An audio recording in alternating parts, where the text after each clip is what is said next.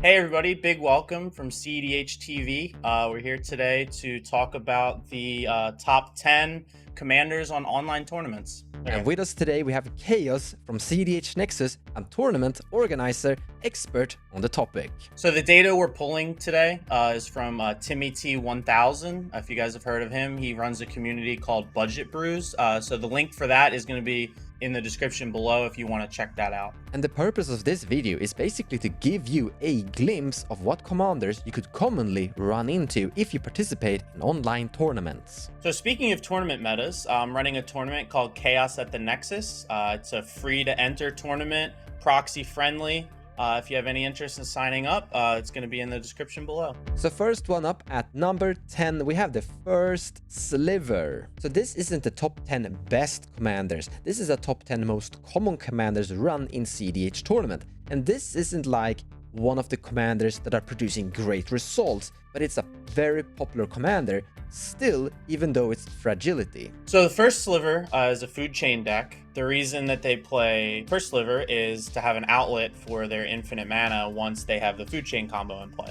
And one of the big reasons why this is struggling, isn't really performing that well, is because this is actually a fast combo, but it doesn't really grind well, doesn't sit good in a longer game, and there are so many faster combos than this actually. So you can actually have a commander that is better at comboing off and have a better grindy plan when you're not winning the game. But even with the weaknesses, it's still a very popular commander online. At number 9, we have Godo Bandit Warlord. Very similar to the first sliver, this is a very popular, very fast, winning fast combo commander. However, it also struggles when you're not winning, as it doesn't really have that many colors to it except red, and it doesn't really have any card effects on it either. One of the reasons that Godo is very popular online is how straightforward his gameplay is. You get to 11 mana, you try to win the game. That's it. And how he wins is with Helm of the Host. Very simple. You equip this, and you have infinite Godos, you have infinite combat steps, and you win with beatdown. Very simple. Now at number 8, we have Tana Bloodsour together with Malcolm Keenag Navigator making a Temur deck.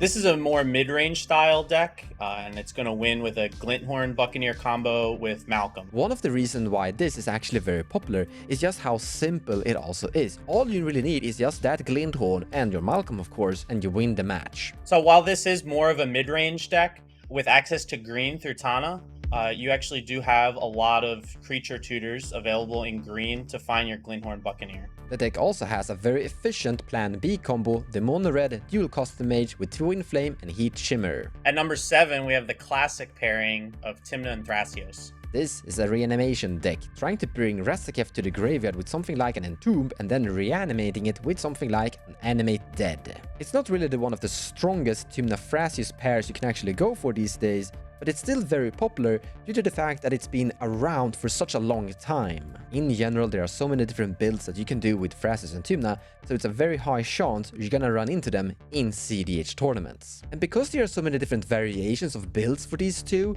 that means that it's very hard for your opponent to actually know what you're up to until the game have progressed a tiny bit. A lot of commanders actually have that aspect to them, and I actually do recommend trying to pick a commander that has a lot of different builds just to confuse your opponents a tiny bit. One of my favorite strategies here with them is actually with Hermit Druid instead. Here the entire strategy is basically to activate Hermit Druid, mill your entire deck, and then reanimate Thassa's Oracle from your graveyard with Dread Return without paying any mana cost or Dread Return from the graveyard as well. At number 6, we have Kinnan Bonder Prodigy. Kinnan is another strong commander because he combos with one card in Basalt Monolith to make infinite colorless mana.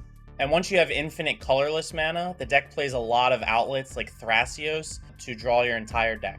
Now at number 5, we have Tymnath Prom Blue Farm. Blue Farm is a very straightforward, powerful ad nauseum deck. The reason this is actually very popular and something you often run into in cEDH tournament is just because of its amazing performance. This is one of the really good decks out there and something you really need to respect. So while this deck can be quite fast with ad nauseum, It also has the opportunity to play a extremely strong mid game with powerful card advantage from your command zone. Because of its big popularity and its existing community on Discord, there's actually a lot of people who are fine-tuning on this deck.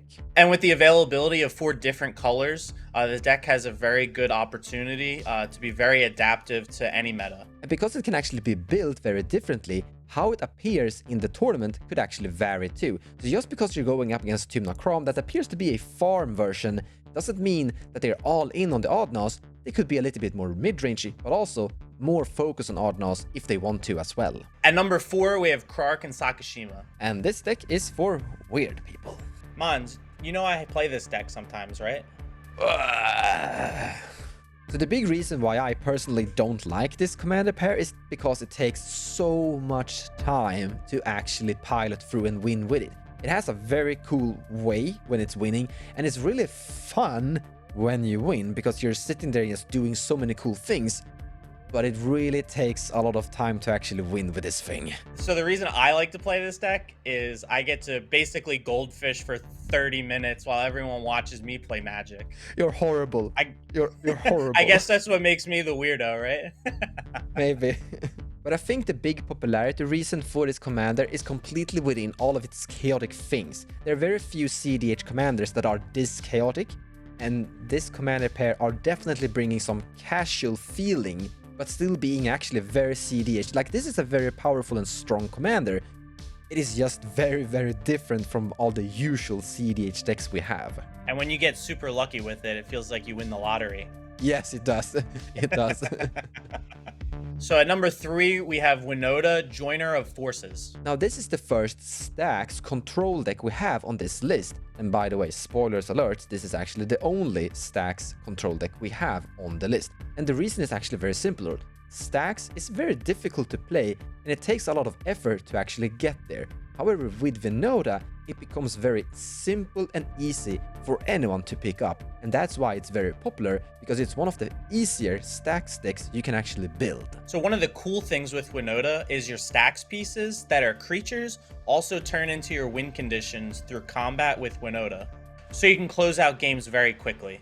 But you also have some very efficient ways of winning the match as well, with a very clean and simple Kiki-Jiki and Celios Conscript combo. And all you really need to do is just put a bunch of hate bears into play non-humans, cast Winota, go to combat and showcase who's boss by generating value on Winota triggers. It is also a commander that really brings combat to cEDH. There are very few commanders out there that actually go to combat, so for those people that actually like to tap their creatures for some damage, this is a very appealing choice. But Winota isn't the only warrior attacking commander we have on the list. Of the number 2, we have Nayela the Blade Blossom. She is very popular due to the fact that she can win from a bunch of various one-card combos with infinite combat steps. So while Nagila does have a lot of very strong one-card combos with her, if those don't work out for whatever reason, you still have the very strong, probably one of the best combos in cEDH in Thassa's Oracle with Demonic Consultation and Tainted Pact.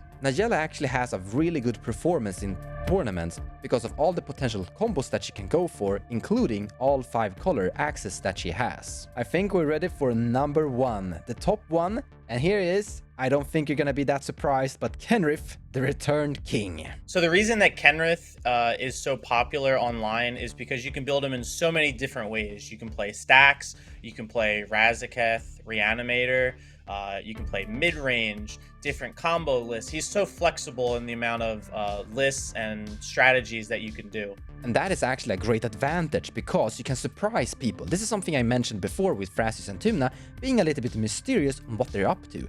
This guy is the king of being mysterious. Another really cool thing is that you can be very turbo combo fast with an ad nauseam strategy on all 5 colors, but if that fails, you're sitting with a really strong late game commander. So he's got all 5 colors, he's an infinite mana outlet, he's a really great late game commander. Look at all his abilities. I mean, why play Godo? Why actually play the first Sliver? You know, sometimes when you're making these top 10 videos, it's usually like the best Oddnaws commander, Kenrith, the best turbo combo commander, Kenrith, the best stacks commander, Kenrith, the best tournament commander, obviously here, Kenrith. Kenrith. He's good. He's really good. He's good. But you don't flip as many coins as Clark. That's true. That's true. Now, even though we're making such an emphasis that Kenrith is a really powerhouse, you should always bring the best commander for you, your favorite commander, the commander that you are personally performing great results with. Just because some people are saying that Blue Farm, Nayela, Venota, Kenrith is the best choices for tournaments, you should always listen to yourself. Always listen to your heart. Yes. Hey Mons, wasn't that a juicy top 10? Yeah, very juicy. We really showcase some great justice. Some justice. Justice. We Swedish have a very light way of saying things, okay? Thank you so much for watching, and I hope you enjoyed the video. If you like what I do and you wanna support me, feel free to share my videos or even checking out my Patreon page. Also, purchasing cards from the TCG Players website using the affiliate link in the description below of the video will also help the channel grow. So a big thank you to all of you.